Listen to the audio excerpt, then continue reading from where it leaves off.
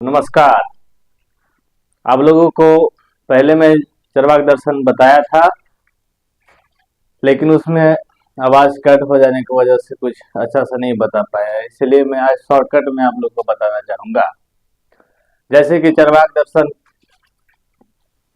का मतलब होता है अनीश्वरवादी दर्शन, जो वेदों को प्रमाणों को खंडन करता है, वेदों को नहीं मानता है।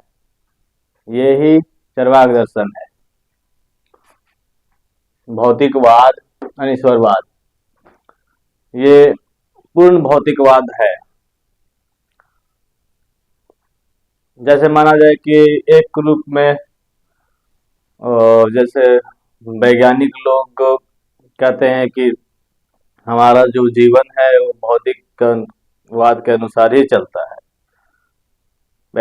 अधिकतर वैज्ञानिक लोग अध्यात्मवाद का खंडन करते हैं, स्वर्ग परलोक के बारे में बात नहीं करते, आत्मा और परमात्मा के बारे में नहीं करते।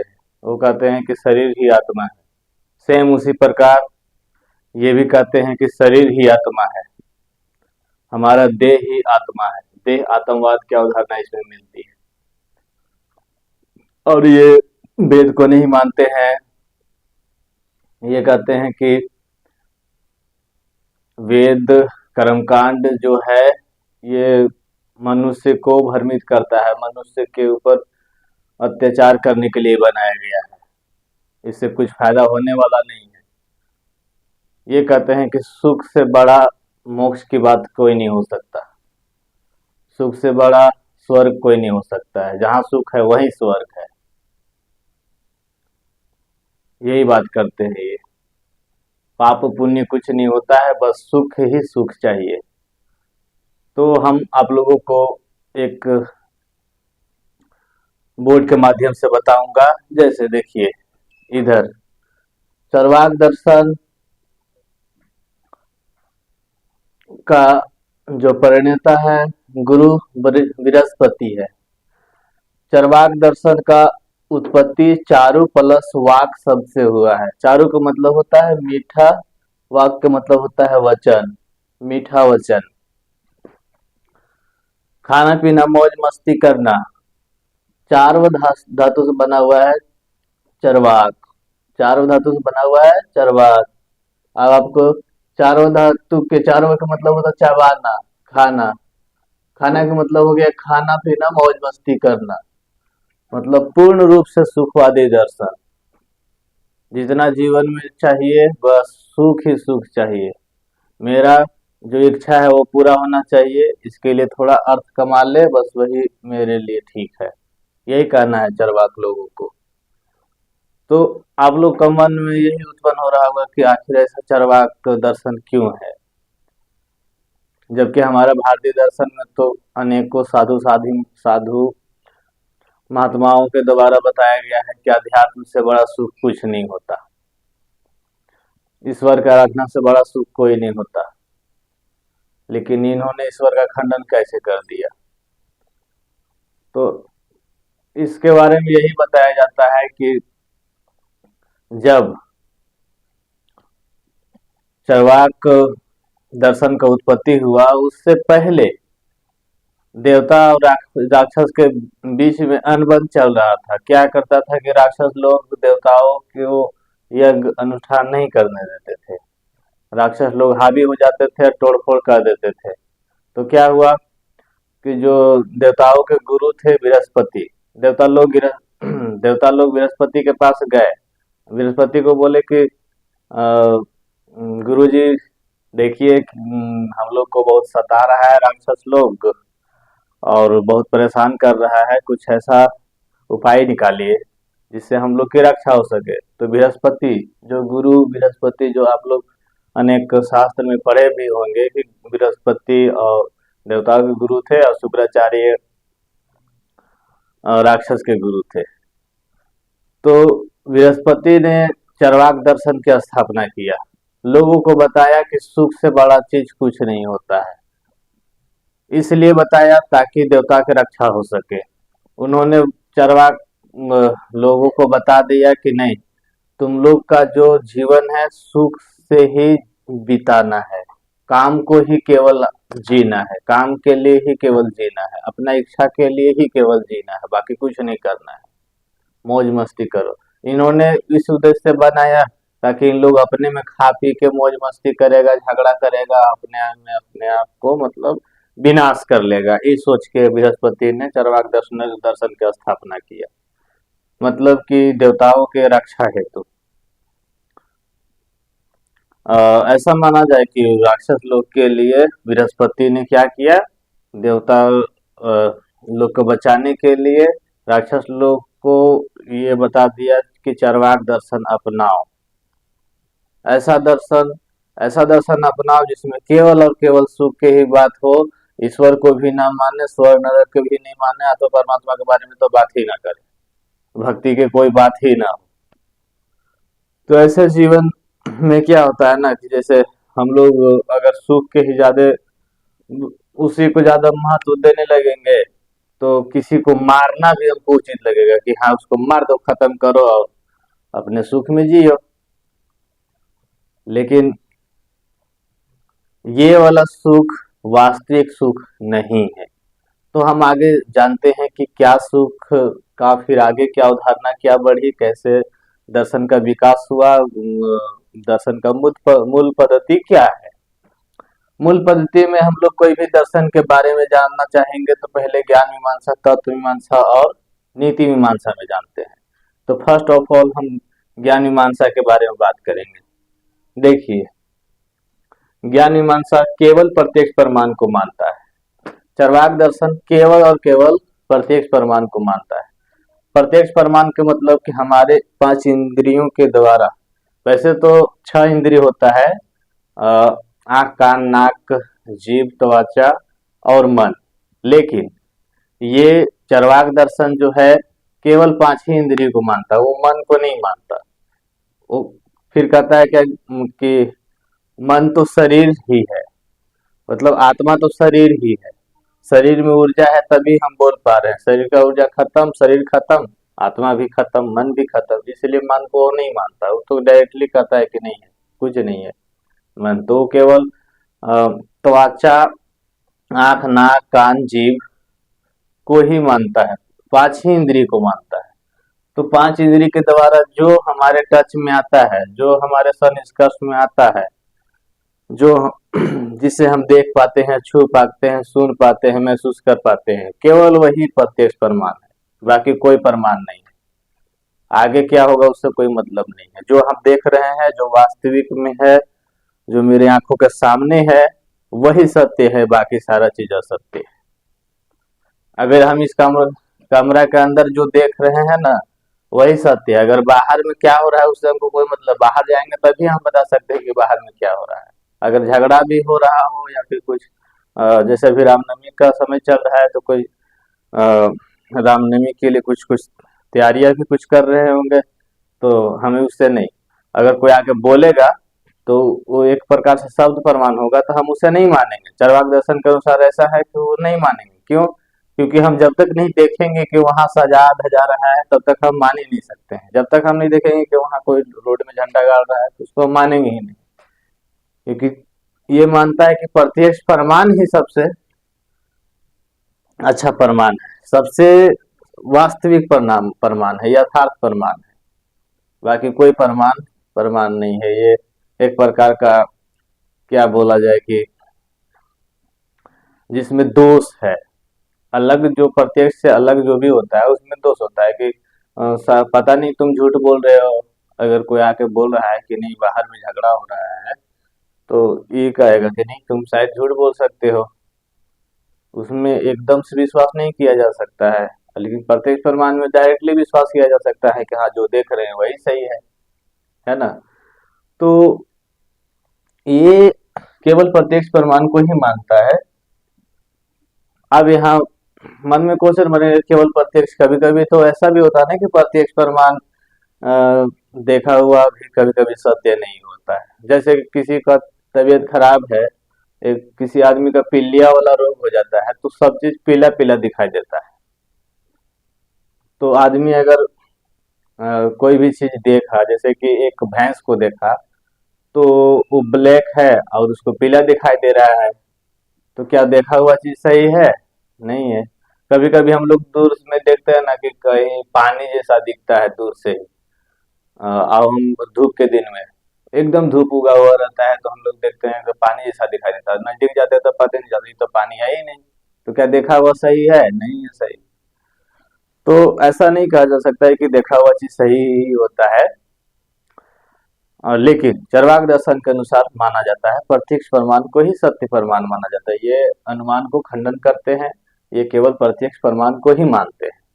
और जो अ, और दर्शन लोग हैं कि इसी प्रकार से कहते हैं कि हर एक चीज देखा हुआ चीज सही नहीं होता है। बहुत आदमी, जैसे कोई अंधा आदमी है, अगर हाथी को देखा तो वो सूंड तरफ छुआ है तो कहेगा कि नहीं हाथी ऐसे कि अजगर जैसा होता है। कोई अगर पैर छुआ है तो को कहेगा कि नहीं हाथी ऐसे कि खंबा के जैसा होता है। कोई उसका कान छुआ है तो कहेगा कि नहीं उसका कान, क्या बोलते हैं, अरे उसका कान नहीं, उसका शरीर सूप के जैसा है। तो लोग अलग अलग प्रकार से अवधारणा देंगे। तो हर एक चीज देखा हुआ चीज, टच में आया हुआ चीज सही नहीं होता है। बहुत कुछ हम लोग छूते हैं लेकिन पता नहीं चलता है कि वो सचमुच में है क्या है। तो ये इस प्रकार के खंडन करते हैं। उसके खंडन के बावजूद भी चरवाक दर्शन की महत्ता अपनी जगह में ठीक है। जैसे सब कुछ ज्यादातर लोग जो देखते हैं वही सही होता है, ये कम संभावना होती है गलत होने की, ज्यादा संभावना होती है कि सही हो। और जैसे हमारे भारत देश में भी प्रत्यक्ष प्रमाण को ही ज्यादा प्रायोरिटी दिया जाता है। बोलते हैं ना कि वकील लोग बोलते हैं कानून में कि प्रूफ हो, जब तुम देखा है तो देखा है तभी तभी सही है। तो अभी भी दुनिया चरवाक दर्शन के अनुसार सही चल रहा है। अभी भी लोग मौज मस्ती और सुखवादी विचार पे ही चल रहे हैं। कोई नहीं चाहता है कि हम अध्यात्म की दुनिया पर चले। अपना खाना पीना खाए, पार्टी उटी किए, सो जाए, बस यही हमारा जिंदगी है, यही सोचता है सब लोग, इससे ज्यादा नहीं सोचता है। और इसीलिए इसको कहा गया भी है, लोकप्रिय है, लोकायतन। लोकायतन मतलब लोकप्रिय, ये दर्शन पूर्ण लोकप्रिय दर्शन है, था भी, है भी, रहेगा भी। और ये केवल प्रत्यक्ष प्रमाण को मानता है, व्याप्ति को नहीं मानता।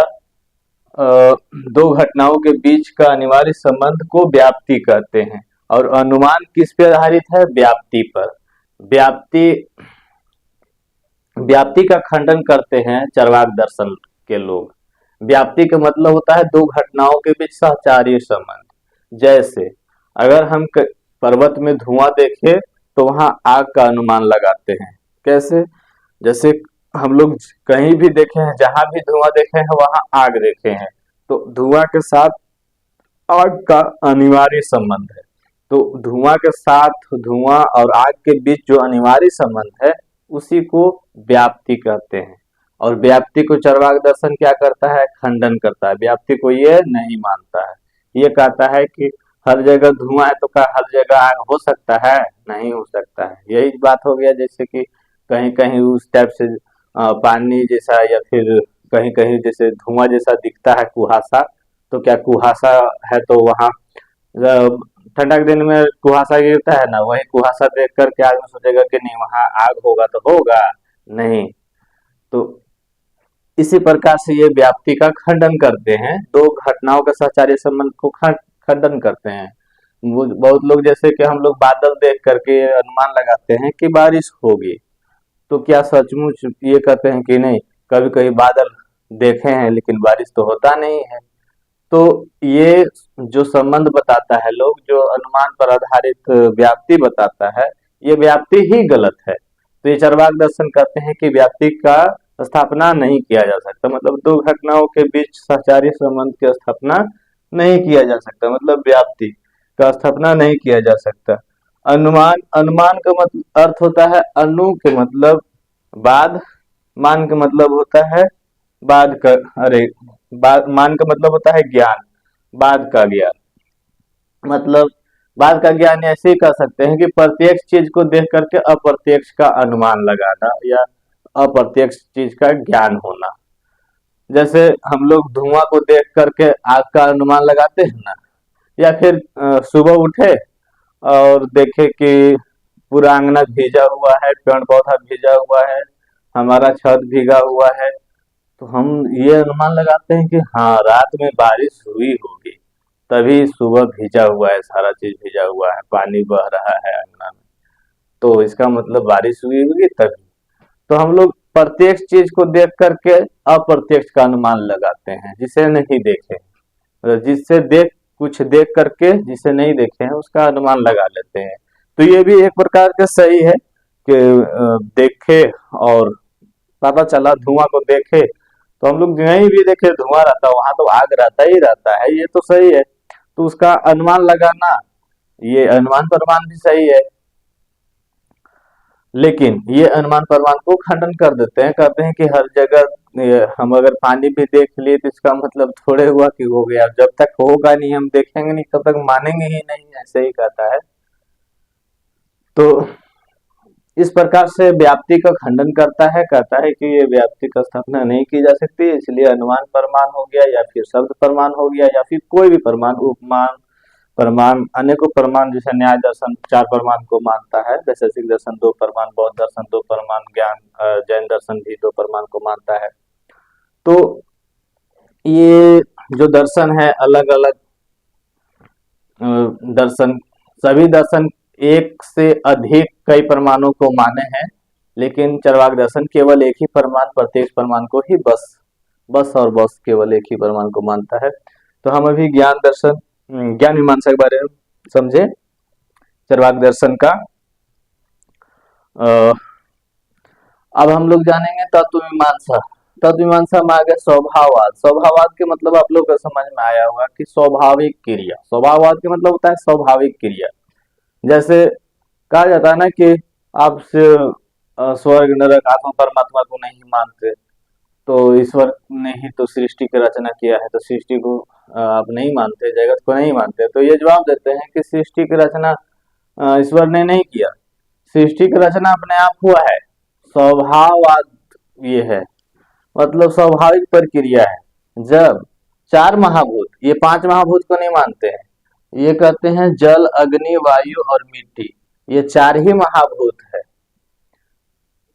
5 महाभूत को नहीं मानते। जैसे कि हम लोग या फिर पहले का जो भी भारतीय दर्शन है उसमें लिखा गया है कि 5 महाभूत होता है, जल अग्नि वायु मिट्टी और आकाश, लेकिन ये केवल 4 ही को मानते हैं, आकाश को नहीं मानते हैं। ये कहते हैं कि आकाश हमें दिखाई नहीं देता। अब आकाश का मतलब होता है खाली स्थान, खाली स्थान दिखाई नहीं देता, और नहीं देता तो मानते ही नहीं है, ये तो प्रत्येक प्रमाण को मानने वाले हैं ना। तो ये जल अग्नि वायु और मिट्टी, जल अग्नि वायु और मिट्टी ये एक दूसरे के साथ में अभिक्रिया करते हैं, अभिक्रिया करने के बाद एक विस्फोट होता है, उसके बाद ऐसे कि विकास होता है, ये स्वाभाविक प्रक्रिया है, इसी के द्वारा ऐसे सारा सृष्टि का रचना हुआ, ये चरवाक दर्शन करते हैं। जैसे वैज्ञानिक लोग बोलते हैं कि ये स्वाभाविक प्रक्रिया है, प्रकृति का अपना विकासशील होना और अपने स्वभाव के अनुसार से बदलना, सेम उसी प्रकार ये भी कहते हैं कि ये स्वाभाविक है, हमारा सृष्टि का रचना है, जैसे कि विस्फोट या एक दूसरे से मिलने के कारण, मतलब संयोजन के कारण, जैसे कि क्या हुआ, संयोजन एक दूसरे का, ये जो 4 महाभूत है ना, ये सभी को संयोजन होने के कारण ऐसे कि सृष्टि हुआ। अगर ये वियोजन हो जाएगा, अलग अलग हो जाएगा, तो ये विनाश भी हो जाएगा, खत्म हो जाएगा, इस प्रकार की अवधारणा बताते हैं कि इस टाइप से सर्व संयोजन हुआ।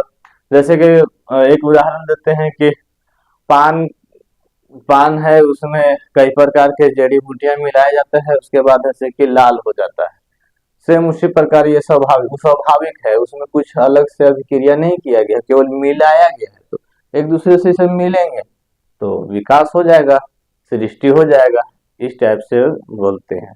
फिर इसमें भी आक्षेप लगाया जाता है, जैसे अनेक दर्शन लोग बोलते हैं कि नहीं, आपने तो देखा नहीं कि ये अपने आप ये स्वाभाविक, ये जो स्वभाववाद है, ये जो एक दूसरे से मिल करके जो विस्फोट हुआ, एक विकास हुआ और सृष्टि की रचना हुआ, आपने तो देखा नहीं, आपने भी तो अनुमान करके ही माना है, ऐसे करके, तो आप कैसे बोल दिए कि नहीं केवल प्रत्यक्ष प्रमाण ही सही होता है, आप तो अनुमान यहाँ पर लगा रहे हैं। इस टाइप से करके इनका दर्शन को खंडन करते हैं। लेकिन फिर भी ये इनका दर्शन कायम है, इनका दर्शन का महत्व है। ये कहते हैं कि प्रत्यक्ष प्रमाण ही सही है। और वैज्ञानिक दृष्टिकोण से भी देखा जाए तो बहुत ऐसे कि जो ईश्वर को नहीं मानते हैं उसके अनुसार से बात किया जाए तो ये पता चलता है कि सचमुच में बहुत चीज तो स्वाभाविक हो रहा है, जैसे कि कीड़ा मकोड़ा का जन्म हो गया, हम लोग का भी जन्म हो गया, और भी लोगों का जन्म हो रहा है, विकास हो रहा है। तो एक निरंतर प्रक्रिया है, चलते रहा है, किसी को नहीं पता है कि क्या कौन कर रहा है, कोई कौन नहीं कर रहा है। लोग सभी कोई अनुमान करके जी रहे हैं, कोई अनुभव करके जी रहे हैं। तो सब अपने अपने अनुसार से अपने अपने बारे में बताते हैं, हर एक दर्शन अपने अपना विचार देता है, तो इसका भी विचार है और इसका विचार को भी गलत नहीं कहा जा सकता है। और हम लोग को सीखना है, बस सीखने पर ध्यान देना चाहिए। पंच ही इंद्री को मानता है, ये पांच ही इंद्री को मानता है, आंख कान नाक जीभ और त्वचा, ये मन को नहीं मानता है। ये इसके अनुसार पांच ही इंद्री है। ये कहता है कि मन नहीं होता है, मन को हम देखते नहीं है तो होता ही नहीं है। जिसे देखते हैं जिसे जानते हैं बस वही वही और वही केवल वही है बस।